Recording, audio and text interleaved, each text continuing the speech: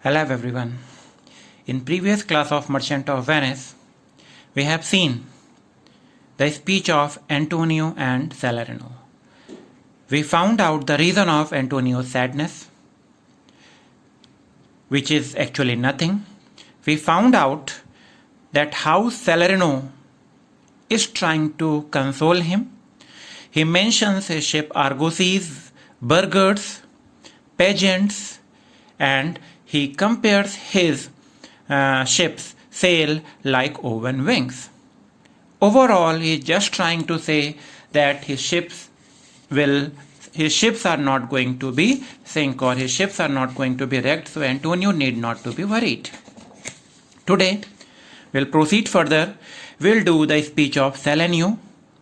Salarino, in the same process, what Salarino was doing, उसी process को proceed करता है. वो भी कंसोल करने की कोशिश कर रहा है एंटोनियो को, भी एंटोनियो को काम डाउन करने की कोशिश करता है.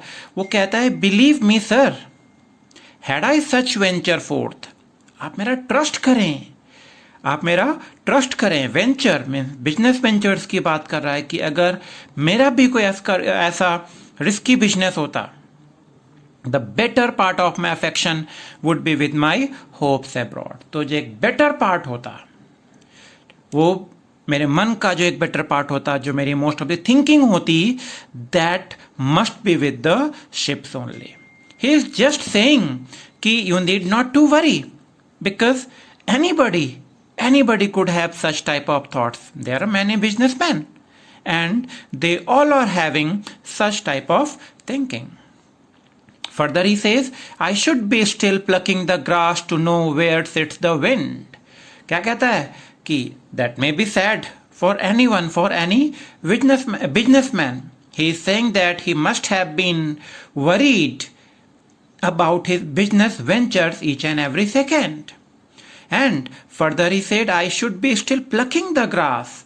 I would constantly be tossing blades of grass into the air to find out which way the wind was blowing.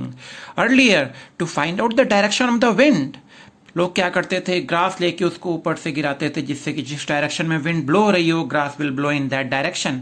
या सैंड लेके उसको ऊपर से थोड़ा सा हाइट पे ले जाके उसको नीचे गिराते थे, तो जिस डायरेक्शन में विंड ब्लो होती थी उस डायरेक्शन में वो सैंड जाती थी. यहां पर पता करा है कि वो क्यों करेगा plug the grass where sit the wind. ये ग्रास को प्लग करके उसको टॉस करेगा उसके ब्लेड्स को. Why? To find out the direction of the wind. Peering in maps for ports and piers and roads. Peering मतलब टू लुक, मैंने आपको प्रीवियस क्लास में बताया था. वो मैप्स को देखेगा किसके लिए? पोर्ट्स के लिए, पायर्ट्स के लिए, रोड्स के लिए, जिससे कि जो बेस्ट पोर्ट हैं वो उसको मिल सकें, कहां पर उसके शिप आके रुक सकते हैं, बेस्ट पायर्ट्स हैं, बेस्ट वाटरवेज हैं, उन सब के लिए वो क्या कह रहा है कि मैं मैप में देखता रहता. ये क्यों बोल रहा है? इज जस्ट टेलिंग दैट अगर मेरा बिजनेस भी ऐसे होता तो जैसे आप वरीड हो, I could also have been worried for that. And every object that might make me fear, हर एक ऐसा ऑब्जेक्ट जो मेरे लिए ट्रबल कॉज कर सकता है. Misfortune to my venture, उसने मेंशन किया, misfortune to my venture out of doubt would make me sad. Any object could have been which could cause some like harm to my business. Any object which could harm to my business, वो मुझे sad करता. अगर मैं ocean की बात करूंगा तो वहां पर एक चीज जो आती है जो शिप को हार्म कर सकती है, वो होता है, सबसे पहली चीज जो होती है वो होता है विंड. और जो दूसरी चीज आती है जो हार्म कर सकती है वो होता है सैंड. और जो तीसरा होता है वो होता है stone.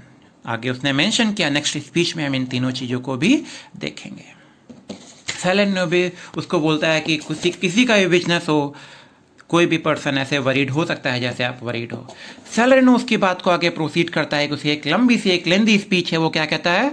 My wind cooling my broth, my wind cooling my broth. Wind, वो विंड ब्लो करने की बात कर रहा है अपनी. जब जैसे हम लोग चाय या कॉफ़ी जब पीते हैं, जब सूप पीते हैं, तो अगर वो गर्म होता है तो हम क्या करते हैं, उसको पहले कूल करने की कोशिश करते हैं अपने ब्रीदिंग के थ्रू.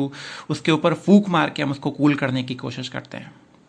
तो वही उसने बोला, my wind cooling my broth. Broth होता है soup, broth is soup, this is called soup. My wind cooling my broth would blow me to an ague. What is ague? What is ague? It is a fever with shivering, fever with shivering. यहां पर क्या बोल रहा है? कह रहा है कि जब मैं अपने सूप को कूल करता हूं बाय ब्लोइंग ऑन इट, तो मैं शिवर हो जाता हूं, मैं डर जाता हूं। यहां पर वो इंपॉर्टेंस बता रहा है कि किस तरीके से एक विंड जो है वो शिप के लिए हार्म कर सकती है। यहां पर विंड की उसने बात की है। My wind cooling my broth would blow me to an ague whenever he cool down his soup through his breathing, through his blow, he shiver. Why he shiver? Because he afraid. Afraid why? Because he thinks that what harm can wind do with his ship? क्यों डर जाता है वो? क्यों सिहर जाता है बिल्कुल वो? क्योंकि उसको लगता है कि जो विंड है वो उसके शिप के ऊपर कितना बड़ा हार्म कर सकती है। When I thought what harm, आगे उसने बोला, when I thought what harm a wind too great at sea might do। यहां पर आप देखोगे जो उसका जो बाउल है, जो कप है जिसमें सूप रखा हुआ है, उसको उसने ओशन की तरह माना है। उसमें जो सूप है, सूप उसके वाटर की तरह है। अब उसने जब ब्लो किया, और जो ब्लो करने से आप देखोगे कि स्पेस थोड़ा सा हट जाता है यहाँ से। तो इस तरीके से, जिस तरीके से हमारी ब्रीदिंग जो है, हमारा जो ब्लो है, इसके प्लेस को डिस्प्लेस कर रहा है। ऐसे जब बहुत तेजी से विंड्स जब ब्लो होंगी, बहुत तेजी से जब विंड्स आएंगी, विंड्स तो ओशन वाटर को पूरा डिस्ट्रॉय कर देती, मतलब उसको बहुत उथल पुथल मचा देती, बहुत ज़्यादा डिस्टर्बेंस क्रिएट करती हैं। तो सपोज दैट यहाँ पर अगर कोई शिप है, तो वो जो शिप है उन विंड्स के थ्रू डिस्टर्ब हो जाएगा, या शिप जो है वो सिंक हो सकता है। What harm a wind too great at sea might do। तो सबसे पहला जो उसको खतरा लग रहा है, दैट इज विंड, वो उसने यहां पर बताया है। I should not see the sandy hour glass run। यहां पर उसने मेंशन किया sandy hour glass run। एक इंस्ट्रूमेंट आपने देखा होगा, आजकल घरों में शोपीस में रखा रहता है, कुछ ऐसा इंस्ट्रूमेंट होता है, और उसमें सैंड रहती है। वो सैंड नीचे की तरफ उसको रख दोगे तो नीचे की तरफ वो सैंड आती रहती है। ये पहले के टाइम में सैंडी आर है आपका, this is sandy hourglass. ये पहले ड्यूरेशन पता करने के लिए यूज किया जाता था। इसमें सैंड होती है। क्या कह रहा है? I should not see the sandy hourglass run, but I should think of shallows and of flats and see my wealthy Andrew dogged in the sand, wailing her high top lower than her ribs to kiss her burial। पहली चीज उसने wind को बताया। अब दूसरा जो reason, जो दूसरा हार्मफुल हो सकता है उसके शिप के लिए, वो उसने मेंशन किया, सैंड की उसने बात की है कि सैंड किस तरीके से हार्मफुल हो सकती है। सैंड का जो डर है उसकी वजह से वो क्या नहीं करता, वो सैंडी आर ग्लास को नहीं देखता, क्योंकि सैंडी आर ग्लास को जब देखता है तो इसमें भरी हुई जो सैंड है उसको याद आती है, और जब ये सैंड देखता है उसको लगता है कि सैंड किस तरीके से उसके शिप के लिए हार्मफुल हो सकती है। उसको शैलोज एंड फ्लैट से याद आते हैं। जब भी वो देखता है सैंड को आर ग्लास में, he imagine that he ships wrecked on sand bars. वो क्या इमेजिन करता है? उसके जो शिप्स हैं वो सैंड बार पे रेक्ट हो रहे हैं। उसके शिप जो है, अगर सपोज दैट कहीं पे जो ओशन है वो शैलो ओशन है, अगर वहां पर शिप ट्रैप हो जाएगा, अगर वहां पर ये शिप ट्रैप हो जाएगा तो उसको वहां से निकालना मुश्किल होगा, फिर धीरे धीरे वो रेक्ट हो जाएगा शिप। तो एक सैंड भी बहुत ज्यादा हार्म पहुंचाते हैं। यहाँ पर एक नेम उसने मेंशन किया है, वेल्दी एंड्रयू। एंड्रयू ये एक फ्रांस का शिप है, जो स्पेन का शिप है जिसको इंग्लैंड ने कैप्चर किया था। एक बहुत गॉर्जियस शिप हुआ करता था, बहुत ही एक ब्यूटीफुल शिप था, बहुत बड़ा शिप था, उसी के नाम से वहां पर उसने मेंशन किया है। एक कीवर्ड्स आप ध्यान रखिएगा, ब्रोथ यहां पर हो गया है कीवर्ड। उसने बोल गया है कि blow to man ague, sandy hourglass run, ये सब आपको सारे अपने आंसर्स में मेंशन करने होते हैं, आर्टिकल्स में मेंशन करना होता है। शैलोज एंड ऑफ फ्लैट्स, को याद आता है कि कहीं कहीं शिप जो होता है बहुत शैलो होता है, वहां पर शिपरेक के चांसेस ज्यादा होते हैं क्योंकि वहां पर सैंड उसके शिप को हार्म पहुंचा देगी। Docked in the sand, vailing, vailing means hide होता है, vailing means height, vailing her high top, उसका जो हाई टॉप है क्या होगा, lower than her ribs. Ribs जो शिप की बॉडी होती है वो शायद वहां पर नीचे की तरफ हाई पार्ट जो है that can go up to lower side to kiss her burial means to that wreckage of the ship. Further वो प्रोसीड करता है, उसने दो चीजें मेंशन की, विंड एंड सैंड। उसने आगे क्या बोला, should I go to church and see the holy edifice of stone. Edifice is building, edifice building को बोलते हैं। कह रहा है कि जब मैं चर्च जाता हूं, देखो तीसरा डर उसको किस चीज का है, तीसरा डर उसको स्टोन्स का है। Church is made up of stones. Whenever he goes to church, क्या कहता है, should I go to church and see the holy edifice of stone and not bethink me straight of dangerous rocks?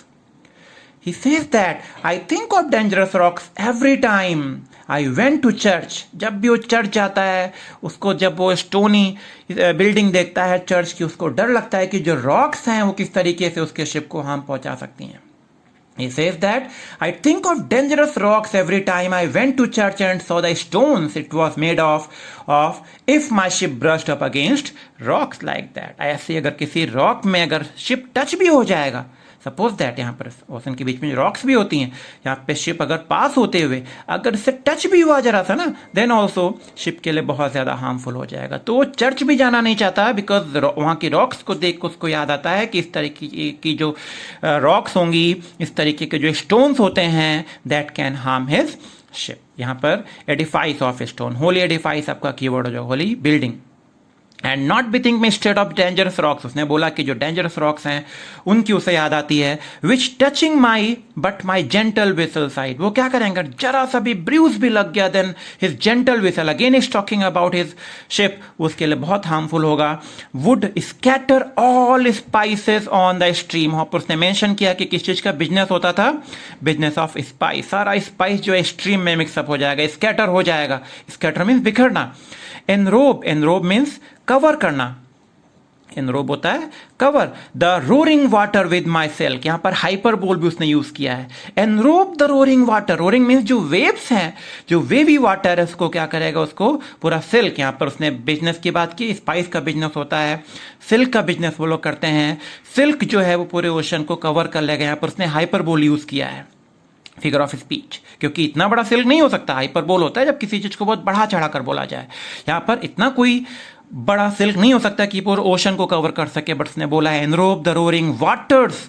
Look waters, normally हम लोग water singular में use करते हैं, पर plural में उसने यूज किया है, waters with my silk. And in a word but even now worth this and now worth nothing. This is the condition of each and every businessman. They are having each and everything at this moment and next moment they may have nothing. कह रहा है कि अभी तो मैं कह रहा हूं कि I am the owner of this ship, I am owner of this much merchandise, but अगले मोमेंट मेरे पास ये न्यूज आ सकती है कि शायद मेरे पास कुछ भी नहीं है। This is the uncertainty in the business. उस समय होती थी, आजकल तो इंश्योरेंस एंड बाकी चीजें, बहुत सारी चीजें रहती हैं, but at that time these things used to be there. Shall I have the thought to think on this? And shall I lack the thought that a thing bechance would make me sad? Shall I have the thought to think on this? लेकिन इसका मतलब ये नहीं है, इसका मतलब ये नहीं है कि मैं हमेशा उसी के बारे में सोचता रहूं। इसका मतलब अगर मैं नहीं सोच रहा हूं, इसका मतलब ये भी नहीं कि मैं अपने बिजनेस के बारे में नहीं भी सोच रहा हूं। लेकिन इन शॉर्ट हम कहें, बस वो ये कहना चाह रहा है कि हमेशा मुझे इन सब थॉट्स की वजह से सैड नहीं होना चाहिए। We should not be sad because of all these thoughts, every time we should not be sad because of all these thoughts. उसने बोला उसका जो शिपमेंट है वो वो अभी उसको लग रहा है कि he is having this shipment, he is having such merchandise, लेकिन बैंकरप्ट होने में भी उसको ज्यादा देर नहीं लगेगी अगर उसका मिसफॉर्चून उसके साथ में है तो। बट ऐसा कौन सा पर्सन होगा जो हमेशा उसी के बारे में सोचता रहे। आगे उसने बोला है कि but tell me now I know Antonio is sad to think upon his merchandise. उसने मेंशन किया, आप देखोगे उसने मेंशन किया है कि but tell me now I know Antonio is sad to think upon his merchandise. Merchandise मतलब business venture जो होते हैं। मुझे ये पता है कि एंटोनियो सैड है, कि क्यों सैड है, अपने मर्चेंडाइज की वजह से सैड है, अपने बिजनेस की वजह से सैड है। यहाँ पे कंक्लूजन देने की कोशिश करता है कि सैड है एंटोनियो क्योंकि बिजनेस है उसका। एंटोनियो रिप्लाई करता है, believe me no. Antonio is trying to convince them कि no no you should not think like this, तुमको ऐसा सोचने की जरूरत नहीं है। I thank my fortune for it, मैं इसके लिए अपने फॉर्च्यून को थैंक्स बोलता है। इससे क्वेश्चन अराइज होगा आगे कि वो अपने फॉर्च्यून को क्यों थैंक्स बोलता है। कहता है thank my fortune for it, my ventures are not in one bottom, bottom is ship. कह रहा है कि मेरे जो बिजनेस वेंचर्स हैं वो सिर्फ एक शिप में नहीं है, मेरे जो बिजनेस वेंचर्स हैं these are not in one ship, not to one place, ना ही वो एक जगह से आ रहे हैं, nor is my whole state upon the fortune of this present year, therefore my merchandise make me not sad. ना ही मेरे इस ईयर का जो फॉर्च्यून है, इस ईयर प्रेजेंट ईयर जो फाइनेंशियल ईयर होता है, प्रेजेंट ईयर यहाँ पर फाइनेंशियल ईयर की बात की, जो फाइनेंशियल ईयर है यहाँ का, इस ईयर का जो मेरे पास जो मनी या जो फॉर्च्यून है इसके ऊपर डिपेंड भी नहीं करता। ये यहाँ पर आयरनिकल है, यहाँ पर फिगर ऑफ स्पीच जो यूज की गई दैट इज आयरनी, क्योंकि हम देखेंगे कि इन्हीं शिप्स की वजह से उसको आगे बहुत ज़्यादा ट्रबल्स फेस करनी पड़ती हैं। जो है बहुत ज़्यादा बोल रहा है कि मेरा फॉर्च्यून इसके ऊपर डिपेंड नहीं है, क्योंकि पहली बात तो मेरा सारा बिजनेस एक शिप पर नहीं है, शिप पर नहीं है इसकी वजह से, क्योंकि शिप पे नहीं, मान लो एक शिप ब्रेक हो रहा है तो बाकी शिप तो उसके वापस आएंगे, इस वजह से कॉन्फिडेंट है। और दूसरा कि इसका इस ईयर का जो फॉर्च्यून है उनके शिप्स के ऊपर डिपेंड नहीं करता है। बट ये आयरनिकल है क्योंकि आगे हम देखेंगे कि उसका बिजनेस उसकी वजह से बहुत ज़्यादा अफेक्टेड होता है। कह रहा है कि देयरफॉर दैट्स वाई, इसी वजह से माई मर्चेंडाइज, मेरा जो बिजनेस है वो मुझे सैड नहीं करता है। उसने दो रीजन दिए, क्वेश्चन पूछा जाता है what are the two reasons that Antonio is not worried about his business. यही दो रीजंस आप यहाँ पर मेंशन करेंगे। सैलेरिनो एक और पॉसिबल रीजन देता है, why, then you are in love. इसका मतलब क्या है, अगर आपको बिजनेस आपका मैटर नहीं करता then you are in love. Antonio कहता है फाई मीन शेम, कह रहा है शेम ऑन यू। उसने ये बताया कि नहीं, love is also not the reason of my sadness. जो लव है वो भी मेरी सैडनेस का रीजन नहीं है। आज के लिए हम लोग इतना ही करते हैं। नेक्स्ट क्लास हम लोग फर्दर इसको प्रोसीड करेंगे सैलेरिनो के स्पीच से, जो उसमें आगे फर्दर रीजन जो उसने प्रोसीड करने की कोशिश की है, आप इसको ध्यान से सुने और इसके आरटीसीज, इसके क्वेश्चंस रेज करने की कोशिश करें। मैं भी ट्राई करूंगा कि I will give you some questions. Have a nice day everyone.